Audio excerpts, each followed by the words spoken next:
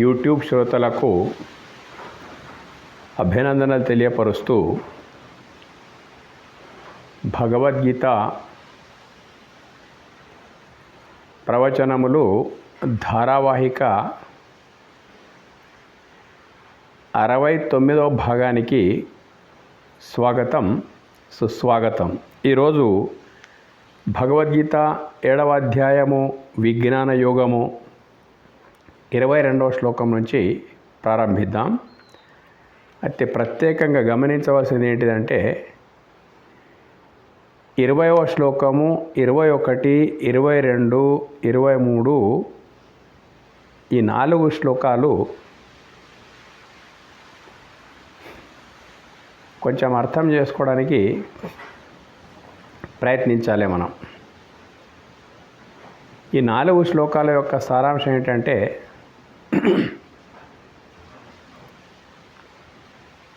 మానవుల లోపల గతంలో చెప్పుకున్నట్లు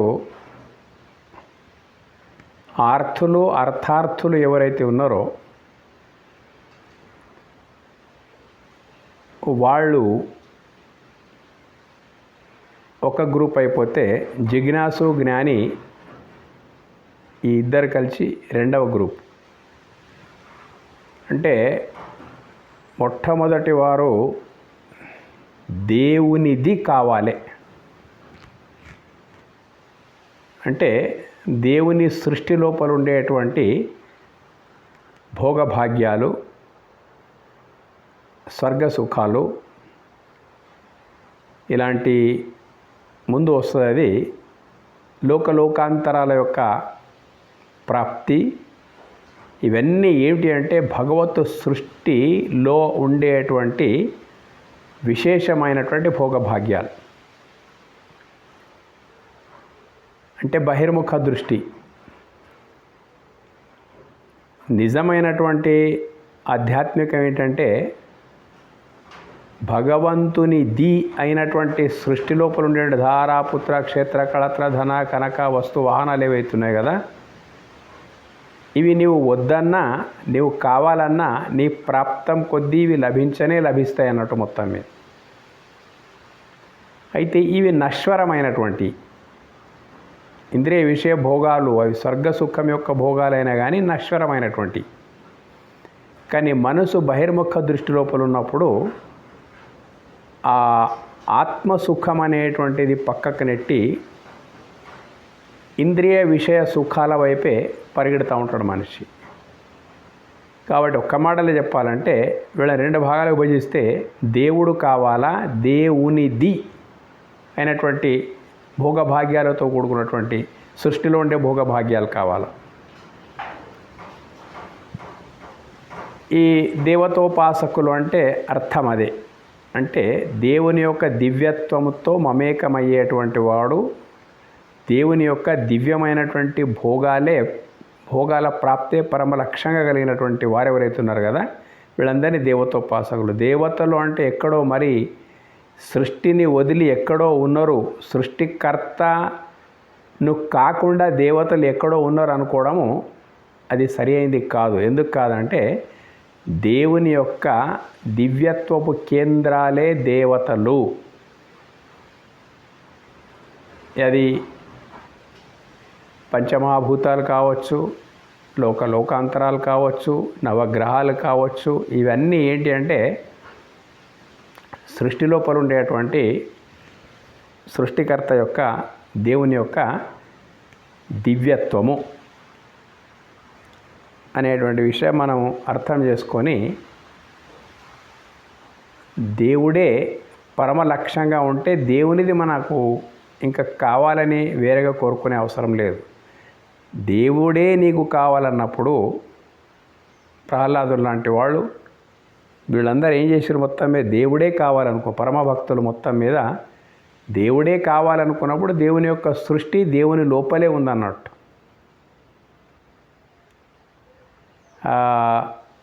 దేవునిది కావాలి అని అంటే సరే నీవు అడిగింది ఇచ్చేస్తాడు, ఆ పరమ అనుభూతి మాత్రం నీకు లభించదు. పరమ అనుభూతి లభించినప్పుడు ఇంకా బహిర్ముఖ దృష్టి లోపల కోరికలే ఉండడానికి అవకాశం ఉంది. కోరికలు ఎన్ని కోరినప్పటికైనా కానీ, పొందినప్పటికైనా కానీ అవి నశ్వరమైనటువంటివి.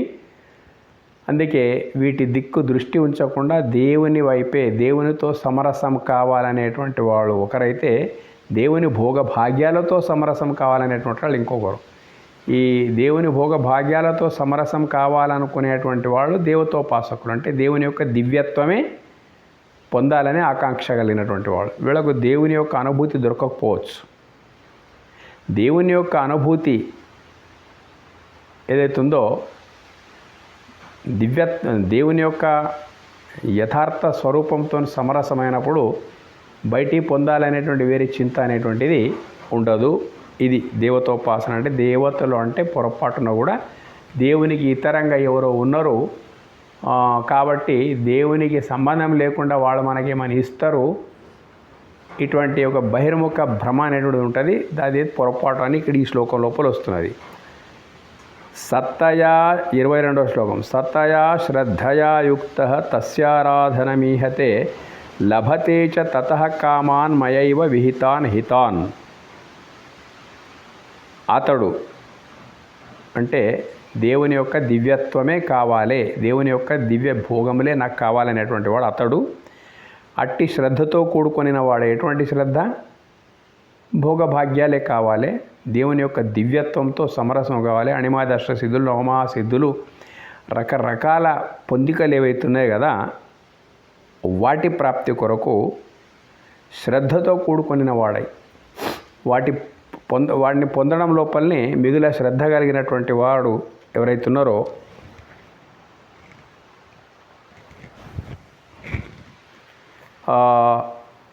శ్రద్ధతో కూడుకునే వారై ఆయా దేవతల యొక్క ఆరాధనను గావించున్నారు. దేవుడా, నాకు ఇలాంటి దివ్య భోగాలి, పర్టికులర్గా అణిమ గరిమ ప్రాప్య ప్రాకమ్య అష్టమా సిద్ధులను ఏం కావాలి?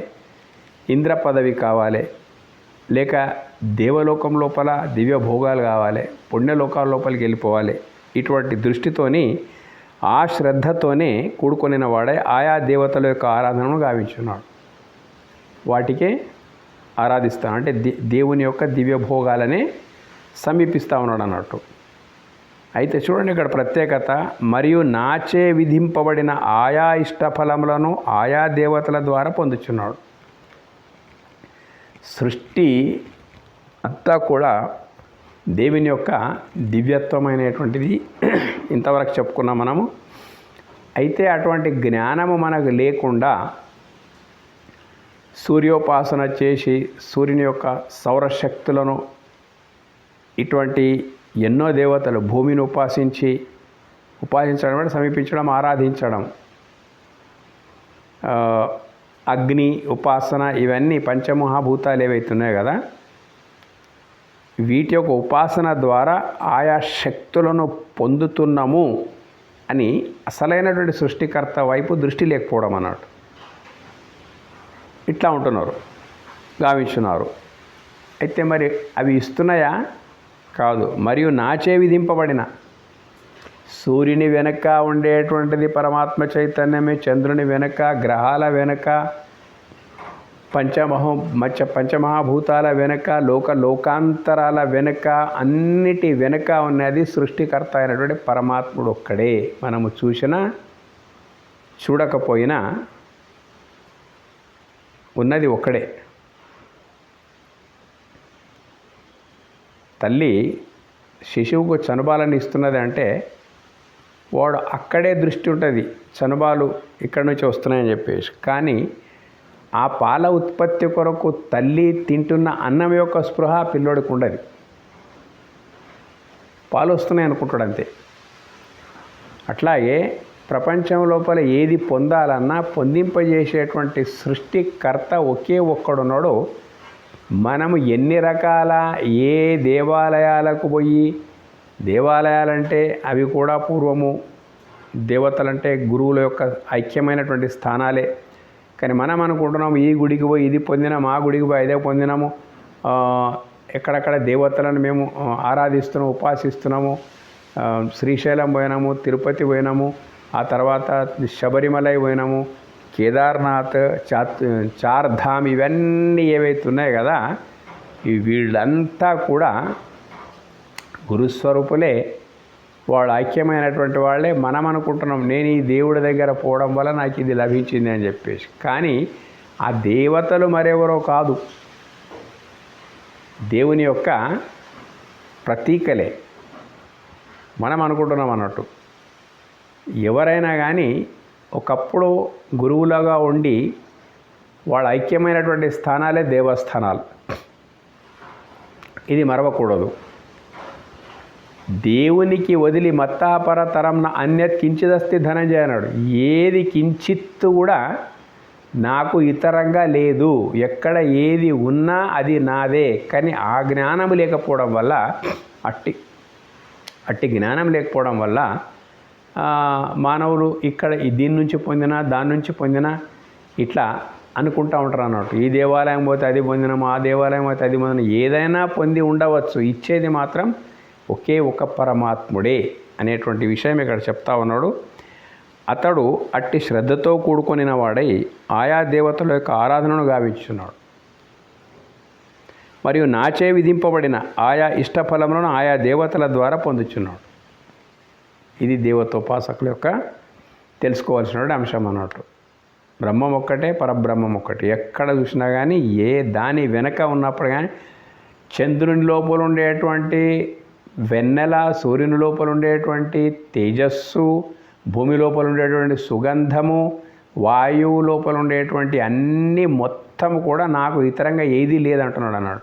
సరే, ఆ మాట తెలియకుండా నువ్వు ఫలానా దాని ద్వారా పొందినా అనుకుంటే అది మన అజ్ఞానం కావచ్చు, కానీ ఇచ్చేవాడు మాత్రం ఒకే ఒక్కడు, పరబ్రహ్మం ఒక్కటే. ఇది సారాంశం అన్నట్టు. అంతవత్తు ఫలం తేషాం తద్భవత్యల్పమేధసాం దేవాన్ దేవ యజో యాంతి మద్భక్త యాంతి మామపి. అల్పబుద్ధి కలిగిన వారి యొక్క ఆ ఫలము నాశవంతమయ్యున్నది. దేవతలను పూజించువారు దేవతలనే పొందుచున్నారు, నా భక్తులు నన్నే పొందుచున్నారు. చూడండి, ఇక్కడ దేవుని యొక్క దివ్యత్వమే కావాలనుకునేటువంటి వాళ్ళు ఆయా దేవతలనే పూజిస్తున్నారు. దేవతలంటే చెప్తే మరేదో కాదు, దేవుని యొక్క దివ్యత్వపు కేంద్రాలు అవి. దేవుని యొక్క దివ్యత్వాన్ని ప్రకాశింపజేసేటువంటి వారే దేవతలు. దేవుని యొక్క దివ్యత్వాన్ని ప్రకాశింపజేసేటువంటి వాడు, అభివ్యక్తీకరింపజేసేటువంటి వాడు. దేవుని యొక్క దివ్యత్వపు వ్యక్త కేంద్రకాలే దేవతలు. ఈ మాట తెలుసుకోకుండా కేవలం దేవుని పక్కకు నెట్టి ముందు కనిపిస్తున్నటువంటి దృశ్యంతోనే సమరసమయ్యేటువంటి వాళ్ళు, ఆ దృశ్యం మట్టుకే దృష్టి కలిగినటువంటి వాళ్ళు, దృక్కు విషయం ఆలోచించినటువంటి వాళ్ళు ఎవరైతే ఉన్నారో, అల్పబుద్ధి కలిగిన వారి యొక్క ఆ ఫలం నాశవంతమైనది. ఏది కోరుకుంటున్నావో దొరుకుతుంది. అదృశ్యం తన్నశ్యతి అంట. నీవు అనుకున్నది లభించడము, ఆ తర్వాత కాలక్రమేణా అది అంతర్ధాన, అది నీ నుంచి వేరైపోవడము, ఇట్లా భోగభాగ్యాలు ఏవైతే ఉన్నాయో ఆ ఏ ఫలితం మనం కోరుకున్నప్పటికైనా కానీ అది ఒకరోజు అంతరించిపోయేటువంటిదే, నాశవంతమై ఉన్నది. దేవతలను పూజించేవారు దేవతలనే పొందుచున్నారు. దేవుడు కావాలా ఒక మార్గం, జ్ఞాన మార్గం. దేవతలు కావాలా ఈ దేవతోపాసన మార్గం. జ్ఞాన మార్గము, దేవతోపాసన మార్గం. అయితే జ్ఞాన మార్గం లోపల నా భక్తులు నన్నే పొందుచున్నారు. దేవుణ్ణి పొందిన తర్వాత దేవునిలో ఉన్నదంతా పొందినట్టే లెక్క. అది కాకుండా దేవుని జ్ఞానం లేకుండా దేవుని యొక్క దివ్యత్వము కావాలని కోరుకునేటువంటి వాళ్ళకు అదే లభిస్తుంది అన్నట్టు. కోరికలన్నీ ఇంతే. అనుకున్న కోరికలు తీరవచ్చు, ఆ తర్వాత ఆ కోరికల నుంచి వచ్చేటువంటి భోగము నశించిపోవచ్చు. కోరికలు అట్లాగే ఉండొచ్చు. కోరికల నుంచి పొందినటువంటి భోగం ఏదైతే ఉన్నది కదా, కాలక్రమేణా అది అంతరించి పోవచ్చు. ఎట్లా? పుత్రకామేష్టి యాగం ద్వారా దశరథుడు సంతానాన్ని పొందాడు. శ్రీరాముడు యోగ వాసిష్టము ద్వారా తత్వజ్ఞానాన్ని పొందాడు. అయితే విన్నది అందరైనప్పటికైనా కానీ ఎవరి దృష్టి ఎక్కడ అట్లా ఉంటుంది అన్నట్టు. దశరథుడు పుత్రకామేష్టి యాగం ద్వారా సంతానాన్ని కోరుకున్నాడు. సంతానం అయ్యింది. సంతానం యొక్క సంతోషం కాకవికలమైపోయింది. అనుకోకుండా కొన్ని ఘటనలు జరగడం వల్ల సంతానము లేనప్పుడు ఏ చింత ఉండేనో సంతానం అయిన తర్వాత పరిణామాలు ఒక విధంగా అయిపోయినాయి అన్నట్టు. మొత్తం మీద సంతానం లేదన్న చింత ఒకటి ఉండే అన్నాడు. సంతానం కావాలని కోరుకున్నాడు. సంతానం అయిన తర్వాత చివరి దశ లోపల చేదు అనుభవాన్ని పొందవలసి వచ్చింది. ఎందుకంటే ఐహిక భోగాలు అట్లాగే ఉంటాయి అన్నట్టు. రాముడు వనవాసానికి వెళ్ళిపోవడము, ఆ తర్వాత దాన్ని తట్టుకోలేక మంచాన పడడము, రాముని కొరకు అలమటిస్తూ ప్రాణత్యాగం చేయడము, ఈ భోగాల విషయం ఇట్లాగే ఉంటుంది అన్నాడు. ఇట్లా చాలా ఎగ్జాంపుల్స్ ఎన్నైనా తీసుకోవచ్చు మనం. హిరణ్యకశ్యపుడు అనేకమైనటువంటి భోగభాగ్యాలను కావాలని కోరుకొని తప్పజేసి పొందిండు. కానీ ఆ భోగభాగ్యాల యొక్క పర్యవసానం ఎట్లయిపోయిందంటే అహంకారం పెరిగి ఆ ఆపేక్షనే ఆయనను తుదముట్టించింది అన్నాడు. ఇట్లా ప్రపంచం లోపల చాలామంది అసురులు దేవుడు అవసరం లేదు, వాళ్ళకు దేవునిది మాత్రమే కావాలి. రావణాసురుడు అంతే, కావలసిన అన్నీ పొందినప్పటికైనా కానీ ఇంకా బహిర్ముఖ దృష్టి లోపల ఉండి ఇంకా ఏదో పొందాలంటే పొందిన దాంతో తృప్తి లేదు, పొందాలన్న ఆశ చావలేదు, చివరికి తానే చనిపోవడం. ఇది నాశవంతమై ఉన్నది. దేవుడు కావాలి అనేటువంటి వాళ్ళకి ముందు వస్తుంది ఆ శ్లోకం మొత్తం మీద. ఇంకా లోపల ఉన్న దేవుడే, బయట ఉన్న దేవుడే, సర్వంలో ఉన్నటువంటి దేవుడే. ప్రతి భోగం దివ్యత్వం అంతా దేవుని యొక్క వ్యక్త స్వరూపమే. కాబట్టి ఇక్కడ 2 అయిపోయారు. 23వ శ్లోకం లోపల దేవుడు కావాలనేటువంటి వాడు పరమభక్తుడైపోండు, దేవునిది కావాలనేటువంటి వాళ్ళు కోరికలు, దాని నుంచి అల్పబుద్ధి కలిగిన వాళ్ళ యొక్క ఆ ఫలము, ఏ కోరికల ద్వారా ఏ ఫలమైతే పొందిండో ఆ ఫలము నాశవంతమైందే, ఈ దేహము నాశవంతమైందే. కాబట్టి ఇంతే ఉంటుంది అన్నట్టు. ఇంకా నాశరహితమైనటువంటి ఆత్మ సుఖం పొందాలనుకునేటువంటి వాళ్ళు నా భక్తులు నన్నే పొందుచున్నారు. ఇట్లా అందుకే అర్థార్థి ఒక గ్రూపు, అదంతా అల్పబుద్ధి కలిగిన వారి యొక్క ఫలము నాశవంతమై ఉన్నది. ఆపదలు పోవాలి, సంపదలు రావాలి. ఆపదలు ఎప్పుడూ ఉంటాయి, మనిషికి ఆపదలు ఎప్పుడూ ఉంటాయి. సంపదలు ఏవైతే ఉన్నాయో అవి తరిగిపోతూ ఉంటాయి, లేదా అవి సంపదలు పెరుగుతున్నా కానీ వాటి యొక్క అనుభూతి తరిగిపోతూ ఉంటుంది. ఇది అర్థార్థులు చేసేటువంటి పని. జిజ్ఞాసులు జ్ఞానులు ఏం చేస్తున్నారంటే జిజ్ఞాస ద్వారా సద్గురువుని ఆశ్రయించి జ్ఞానాన్ని పొంది పరమాత్మ సామరస్యాన్ని పొందేటువంటి వాళ్ళు భక్తులు. ఇది వర్ణనాతీతమైనటువంటి శాశ్వత సుఖం అన్నట్టు. ఇక అవ్యక్తం వ్యక్తిమాపన్నం మన్యంతే మామబుద్ధయ పరంభావమజానంతో మమావ్యయమనుత్తమం. ఏమిటిది పరమాత్మ వస్తువు అనేటువంటిది నాశరహితమైనట్టియు సర్వోత్తమమైనట్టియు ప్రకృతికే పరమై వెలిసిలినట్టియు నా స్వరూపమును తెలియని అవివేకులు అవ్యక్త రూపుడనగు నన్ను పాంచభౌతిక దేహమును పొందిన వానినిగా తలంచుతున్నారు. ఇది చాలా కీలకమైనటువంటి శ్లోకం అన్నట్టు. దేహ దృష్టి ఆత్మదృష్టి అనేటువంటి విషయాలు ఇందు ద్వారా మనం గమనించవలసి వస్తున్నట్టు. ఇక్కడ పాంచభౌతిక దేహం మనది, పంచభూతాల యొక్క సమాహారమే ఈ దేహమైందన్నట్టు. మన దృష్టి అంతా దేహ దృష్టి ఉన్నదన్నట్టు, దేహమే నేను అనేటువంటి భావన ఉన్నదన్నట్టు. అయితే విషయం ఏంటిదంటే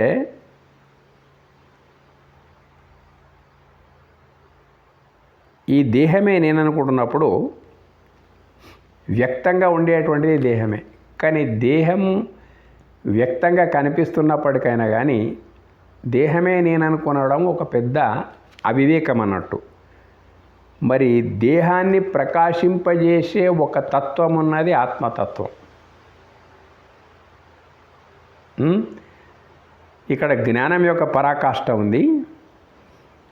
వాస్తవంగా కనిపించని దాని నుండే వర్తన ఉన్నది. కనిపించే పాంచభౌతిక దేహం నుంచి వర్తన లేదు, కానీ మనం అనుకుంటున్నాం పాంచభౌతిక దేహమే నేనని. పాంచభౌతిక దేహాన్ని ప్రకాశింప చేస్తూ ఈ దేహములో నేనంటూ ఉండేటువంటి స్ఫురణ ఒకటి, నాలో నేనైనటువంటి అహమస్మి అంటున్నటువంటి స్ఫురణ, నేనున్నాను అనేటువంటి స్ఫురణ అవుతుంది కదా. ఆ నేనున్నాను అనేటువంటి స్ఫురణ ప్రజ్ఞానం బ్రహ్మ, ఆ ప్రజ్ఞ ఏదైతే ఉందో అదే నీ యొక్క నిజమైన స్వరూపము. అది నాశరహితమైనటువంటిది, నిత్య మంగళ సత్ చిత్ ఆనంద స్వరూపమైనటువంటిది. వర్తన అంతా దాంతోనే ఉన్నది. ఈ దేహంతో ఎవరు వర్తించడం లేదు. దేహం లోపల దేహాన్ని ప్రకాశింపజేసేటువంటి ఏ తత్వం అవుతుందో ఆ తత్వం యొక్క లక్షణాలు ఏంటిదంటే నాశరహితమైనట్టిది.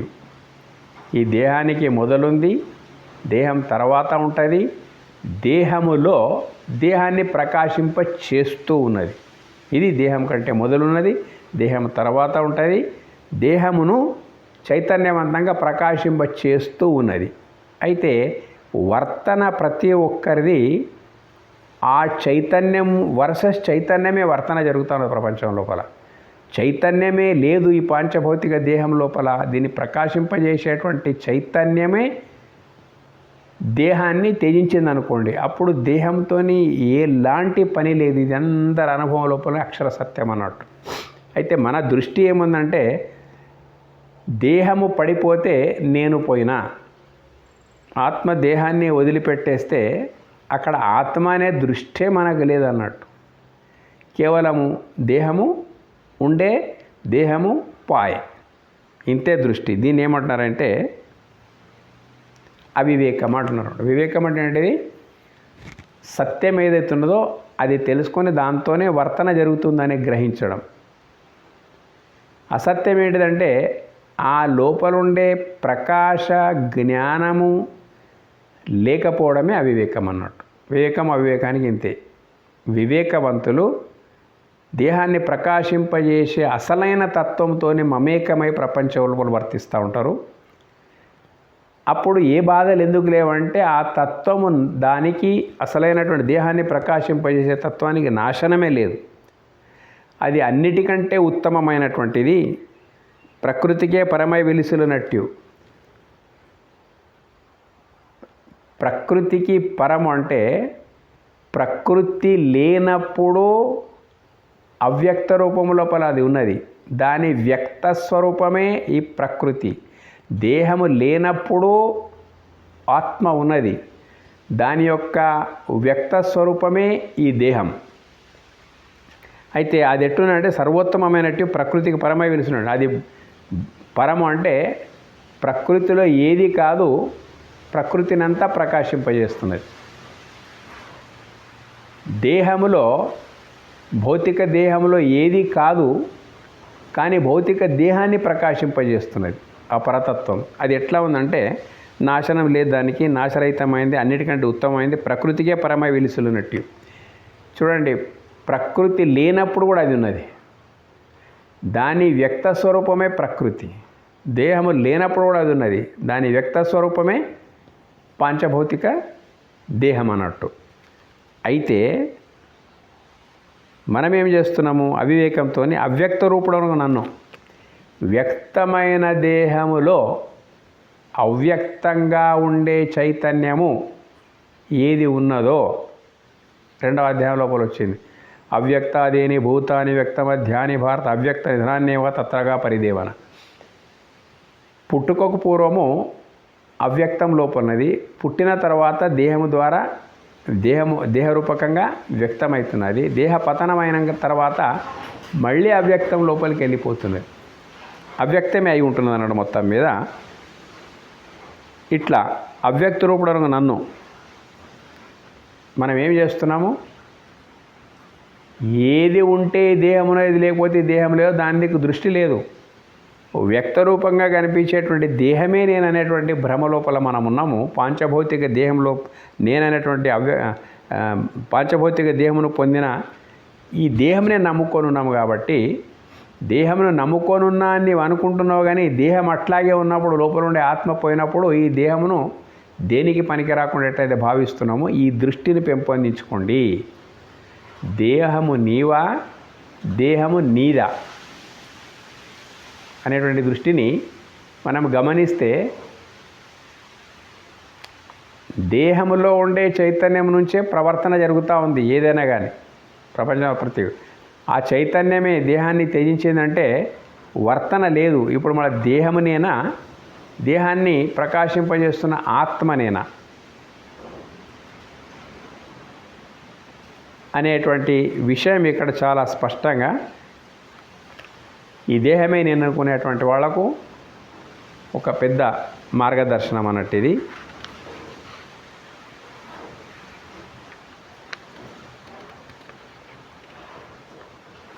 నాహం ప్రకాశః సర్వస్య యోగమాయా సమావృతః మూఢోయం నాభిజానాతి లోకో మామజమవ్యయం.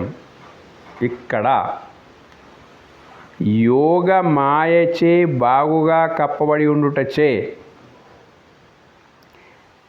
నేను అందరికీ కనిపించేవాడను కాను. అవివేకులకు ఈ జనులు నన్ను పుట్టుక లేనివానిగాను నాశరహితునిగాను ఎరంగరు. ఇది ఎంత స్పష్టంగా ఉందంటే,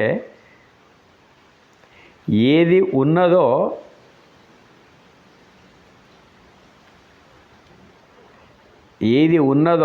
దానితో ఉండకపోవడము, ఏది లేనిదో దానితో ఉండడం. యోగమాయ అంటే ఇదే.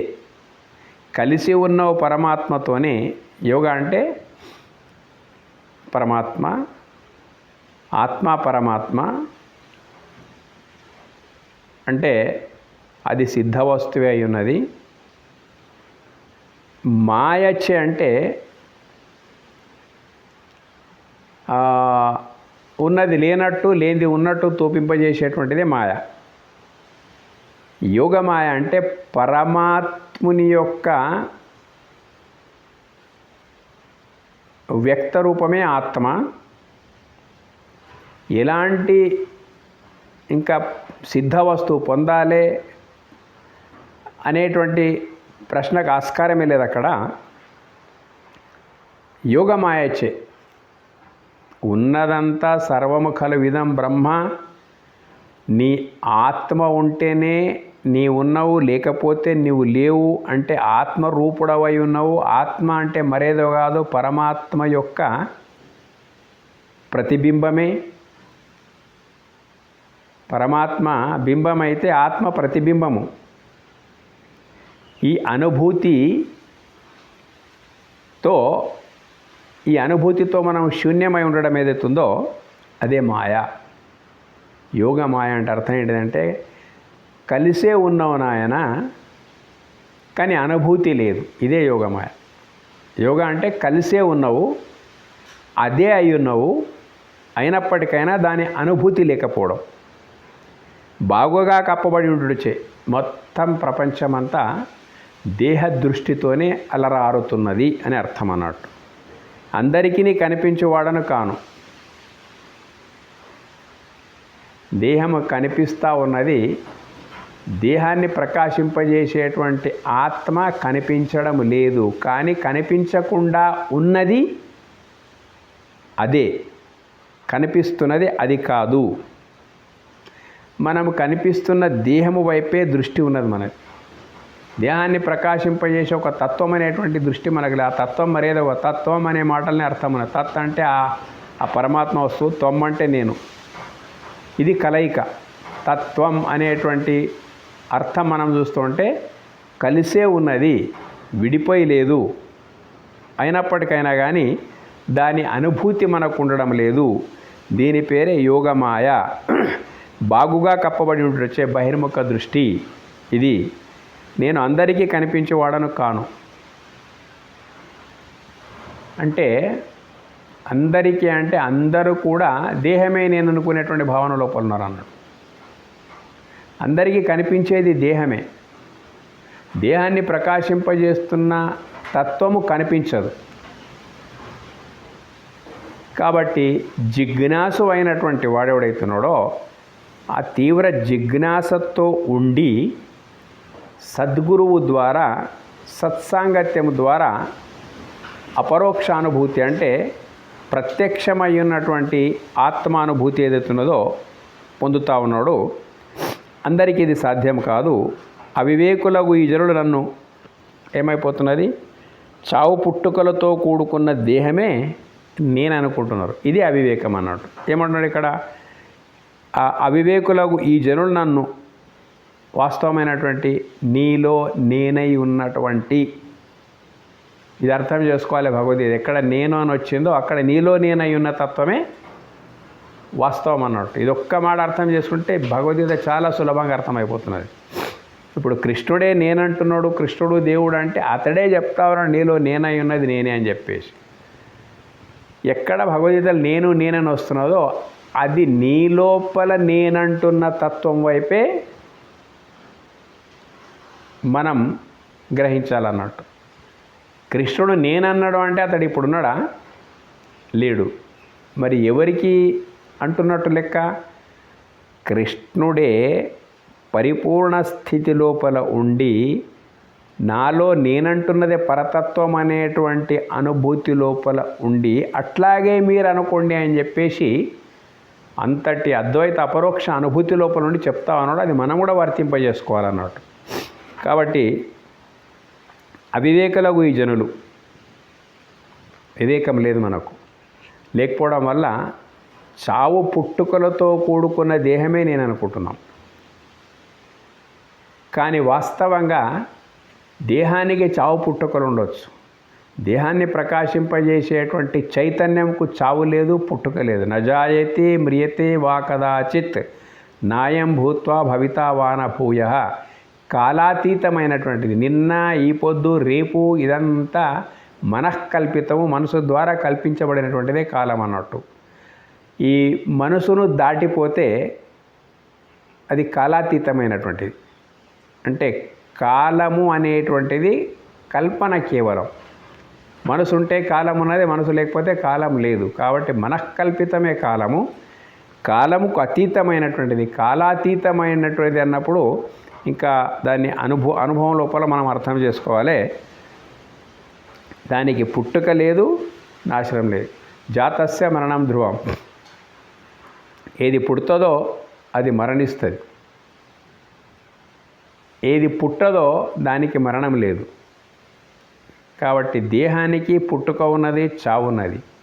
దేహాన్ని ప్రకాశింపజేసేటువంటి ఆత్మతత్వం ఏదైతుందో, పరమాత్మతత్వం ఏదైతున్నదో సర్వమితి వాసుదేవ వెనక శ్లోకం లోపల వచ్చింది. ఈ సర్వము లోపల వసించి ఉన్నది ఆ నాశరహితమైనటువంటి దైవమే అనేటువంటిది మనకు చెప్పబడ్డది. కాబట్టి ఎక్కువ వివరణ అవసరంలో ఒక్క మాట సరిపోతుంది. యదృశ్యం తన్నశ్యతి. కనిపించేటువంటిది అంతర్ధానం అయిపోతుంది. కనిపింపజేసేటువంటి ఆత్మతత్వం ఏదైతుందో అది ఎప్పుడు కూడా పుట్టలేదు. కాబట్టి దానికి చావు లేదు.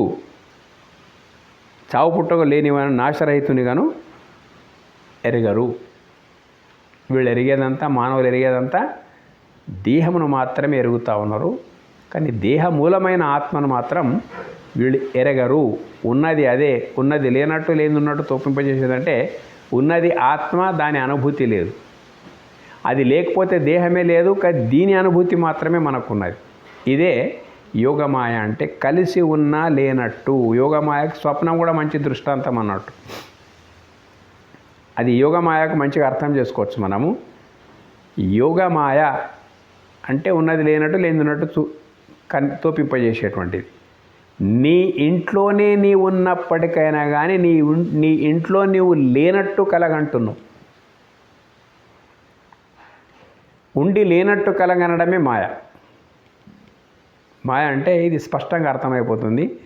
నీవు ఎక్కడుండాలో అక్కడే ఉన్నావు, ఎట్లుండాలో అట్లాగే ఉన్నావు. కానీ నీవు ఇక్కడున్నట్ల లేవు, నీవు ఇక్కడ లేవు, ఇక్కడ ఉన్నట్లు లేవు, అట్లా కలగంటా ఉన్నావు. అది మాయ. యోగమాయ అంటే ఉన్నది నీ ఇంట్లోనే లేనట్టు భావిస్తూ ఉన్నావు. ఎట్లా కళ ఉందో అట్లాగే దేహదృష్టి ఆత్మదృష్టి అనేటువంటి ఉన్నది ఆత్మవే, కానీ దాన్ని మరపు దేహం యొక్క ఎరక. ఆత్మకు చావు లేదు, పుట్టుక లేదు, నాశరహితమైనటువంటిది అనేటువంటి విషయం. వేదాహం సమతీతాని వర్తమానాని చార్జున భవిష్యాని చ భూతాని మాంతు వేద న కశ్చన. ఓ అర్జున, నేను భూత భవిష్యత్ వర్తమాన కాలమందలి ప్రాణులందరినీ ఎరుగుదును, నన్ను మాత్రం ఎవడును ఎరగడు. దీన్ని ఎట్లా అర్థం చేసుకోవాలంటే, సద్గురు స్వరూపం గురుర్ బ్రహ్మ గురుర్ విష్ణు గురుదేవోమై గురు సాక్షాత్ పరబ్రహ్మ అన్నప్పుడు గుణరహిత రూపరహితమైనటువంటి ఆత్మ ఏదైతే ఉంది కదా, ఆ స్థితిలో ఉండేటువంటి వాడు గురువు. శ్రీకృష్ణుడు ఇక్కడ సద్గురు రూపం లోపల కృష్ణ వందే జగద్గురు అన్నట్టు సద్గురు రూపం లోపల కృష్ణుడు ఇక్కడ ఏం చేస్తా ఉన్నాడంటే, నేను భూత భవిష్యత్ వర్తమాన కాలం అందరి ప్రాణులందరి రంగును మన పైన కొంచెం వేసుకుందాం.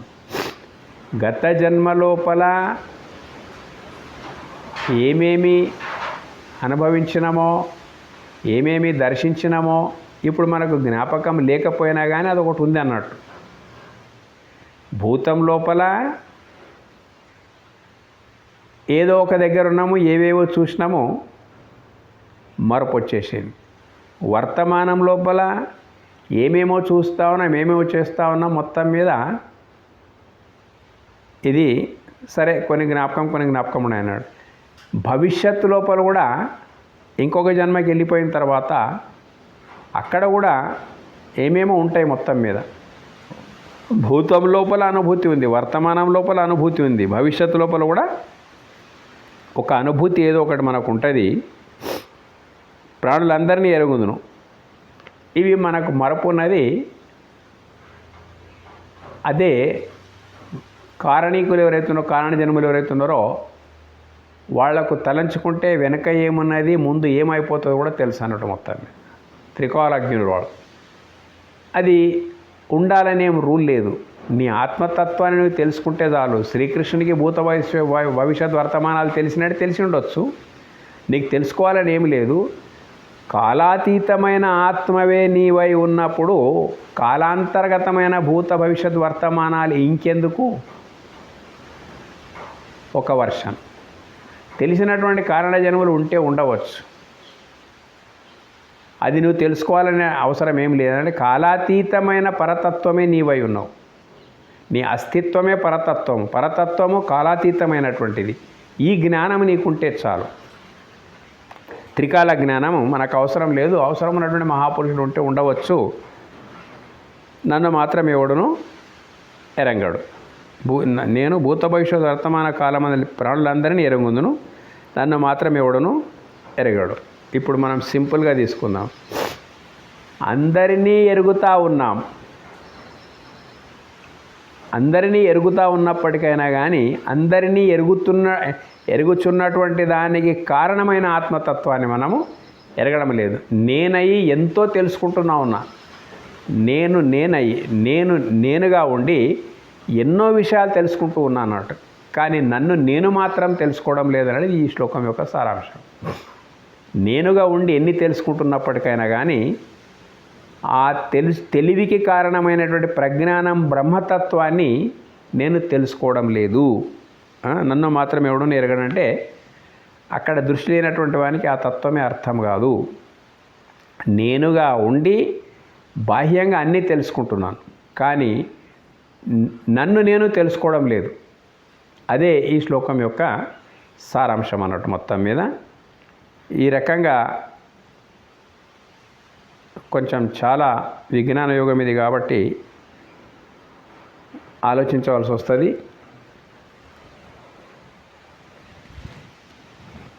ఇది మీకు నచ్చితే సబ్స్క్రైబ్ చేయండి. ధన్యవాదాలు.